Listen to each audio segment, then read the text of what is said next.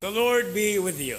And with your spirit. A reading from the Holy Gospel according to Matthew. Glory to you, O Lord. When Jesus was born in Bethlehem of Judea in the days of King Herod, behold, Magi from the east arrived in Jerusalem, saying, "Where is the newborn King of the Jews? We saw his star at its rising, and have come to do him homage."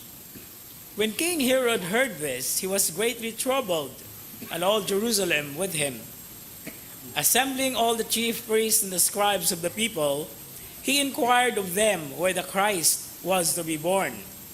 They said to him, "In Bethlehem of Judea, for thus it has been written through the prophet, and you, Bethlehem, land of Judah, are by no means least among the rulers of Judah, since from you shall come a ruler who is to shepherd my people Israel." Then Herod called the Magi secretly and ascertained from them the time of the star's appearance. He sent them to Bethlehem and said, "Go and search diligently for the child. When you have found him, bring me word that I too may go and do him homage." After their audience with the king, they set out. And behold, the star that they had seen at its rising preceded them, until it came and stopped over the place where the child was. They were overjoyed at seeing the star, and on entering the house, they saw the child with Mary, his mother. They prostrated themselves and did him homage. Then they opened their treasures and offered him gifts of gold, frankincense, and myrrh. And having been warned in a dream not to return to Herod, they departed for their country by another way.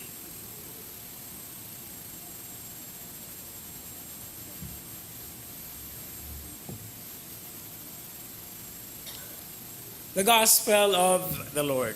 Praise to you, Lord Jesus Christ.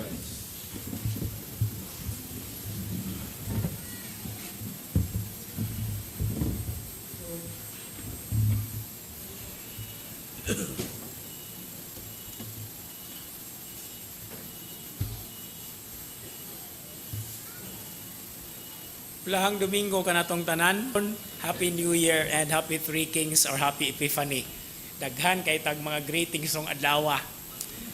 Actually, as tradition would always hold, today being the feast of the Epiphany, we have to get to know at least some of the important movable feasts of the year 2019, of this current year. So, to start, Ash Wednesday for this year will be on March 6. Easter Sunday, April 21. Ascension Sunday will be June 2. Pentecost will be June 9. And Christ the King, being the last Sunday of the liturgical cycle, will be on November 24. So this is a tradition that actually would somehow guide us in the sense that the Epiphany is basically a solemnity or a feast that is always understood with the guidance of the star. And as we are guided by these dates, as we move in our journey in the liturgical calendar, we are also asked to be constantly prepared for the many important feasts or solemnities or celebrations that we have to take into account.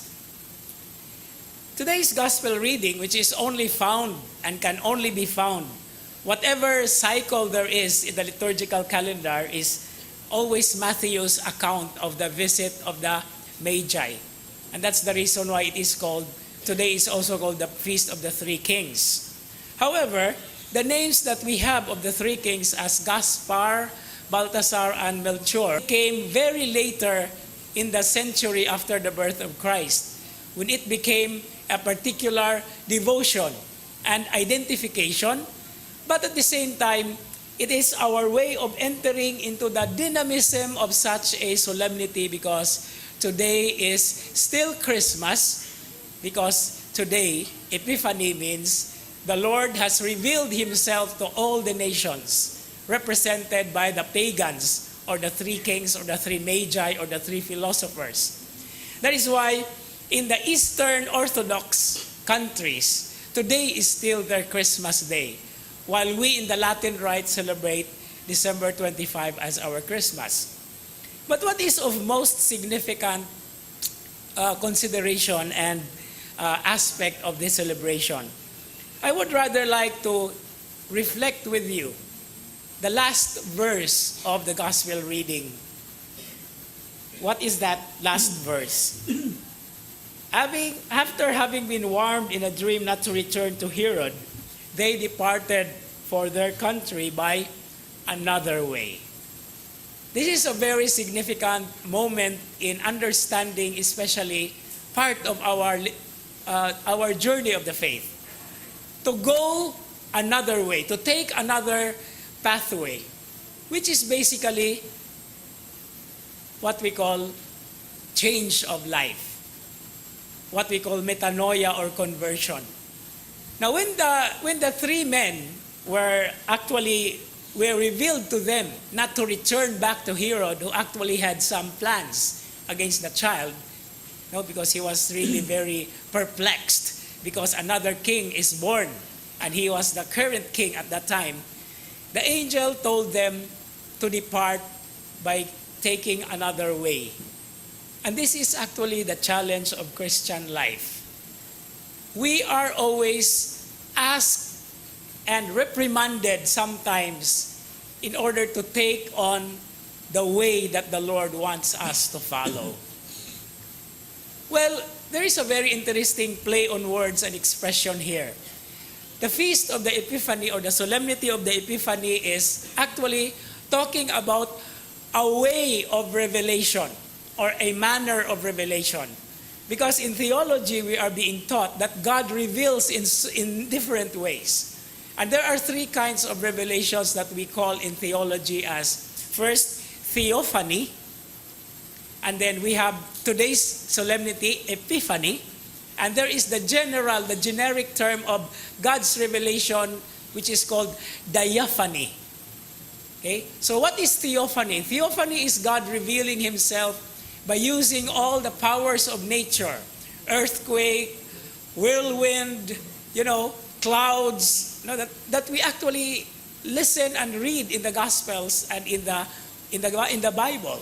When God reveals the prophets, the prophet Elijah, for example, when Jesus in the New Testament actually was transfigured, that was a theophany. It was God revealing himself. But this kind of revelation is somehow related to some special people that he has chosen to reveal himself. Now, epiphany, on the other hand, is revealing himself to all the world.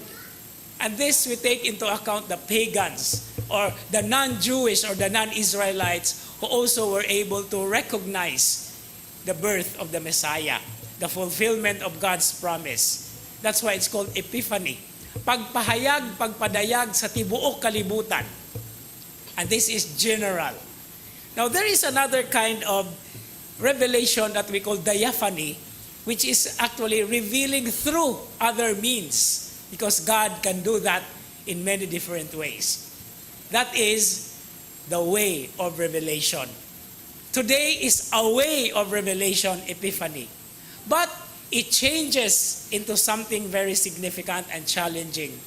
Because the way of revelation, which is epiphany today, reveals to us a way of life. No? So the way of revelation, and then the revelation of a way. And what is this pathway? What is this way? The way that we live in many different manners as well, but in goodness and in accordance to the plan and the will of God. In our world now, we have so many ways. There are so many ways that we have heard. Sometimes color-coated with goodness. But sometimes there is so important. It's so important to know the root of such a color-coated way of life or goodness. Because we cannot just compromise things if we want to have goodness or success in the world. We have to be aware as well of the manner of doing things. And that is according to the way that the Lord wants us to follow. And that way is His will. And that way is the commandment. And that's the reason why we may be tempted to agree with certain solutions to the problems of society. But as Christians, we have to be aware that there is something that would guide us. And that is the guiding star. The guiding star, or the light of light, the light from light, true God from true God, begotten and made. So when we actually profess our faith. And this is what we have to struggle day to day, especially in wanting to solve problems in society nowadays. It is not just a matter of randomly saying, let's solve this problem. No, but we have to keep track with the way and the manner that the Lord has shown us. And this is a very important starting point. That's why today not only we are informed, or it is announced to us what are the important feasts of the liturgical calendar, but behind it, there is an interesting and important reason, because our lives should be guided by such a pathway that leads to Him. Many people would take another way, but it only leads to one and the same thing, for as long as it is good, it is moral, it is true, it is acceptable, and it is beautiful, not only in our eyes, but pleasing in the sight of God. Amen.